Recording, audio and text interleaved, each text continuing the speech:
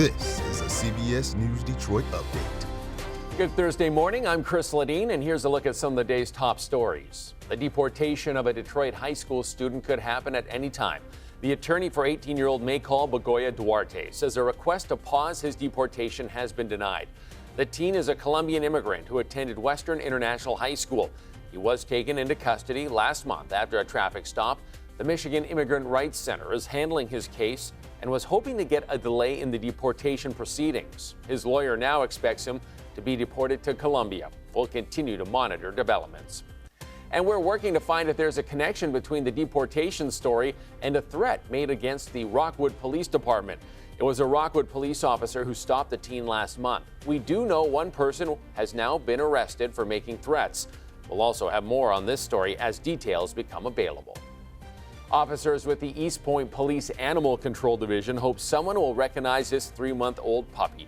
The dog was found on Tuesday. It was alone with no shelter, food, or water, tied up between 2 trucks.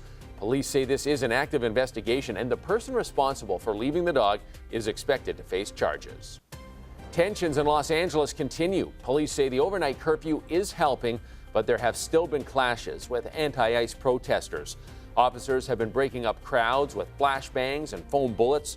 Marines activated by President Trump are expected to be deployed within the next couple days. And take a look at this, a dramatic example about playing it safe while on the water. A group of people, including children, were rescued Wednesday after a pontoon boat flipped in Commerce Lake. We talked to people who were on the scene moments after. So we got up, me and my sons, and walked to the end of the dock here and saw that there was a pontoon upside down. I've lived here since 2011, and that's the first time I've heard that a pontoon had actually flipped over.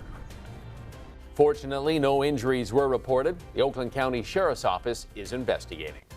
Let's check in with Troy right now for our next weather forecast. Coming off a real heater on Wednesday, Troy. Yeah, we warmed all the way up to 86 degrees yesterday, Chris. Today, we're still going to be warm, but not nearly as warm, going to a high of 80, and we'll see more clouds rolling in. Rain chances out of the picture, except for parts of the thumb. Sanilac County could see a couple of showers through the day, but minimal chances and minimal rain as we talked about today and even tomorrow. But we will see more clouds building in tomorrow and a minimal chance for a couple of afternoon showers. We increase rain chances all because of an area of low pressure and a front as we go into the weekend, especially on Saturday, not so much on Sunday. So high temperatures today look like this, going close to 80 area wide, a little cooler in northern zones. We are going to 74 today in Lapeer, 78 in Pontiac, 80 for the high today in Ann Arbor, warming to 82 in Adrian, 78 though in Monroe, and 80 for Detroit. So a warm day considering where we should be, but actually kind of close to our average. The average is 79.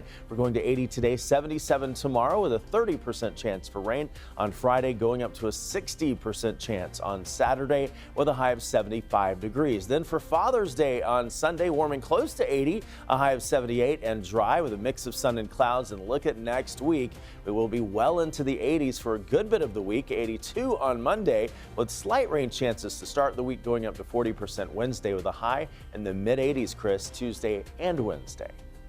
Looking like we're in for a good stretch. Thanks for that, Troy. That's a look at our headlines. We'll be back later covering stories that matter to you on air and streaming on the CBS News app and Pluto TV.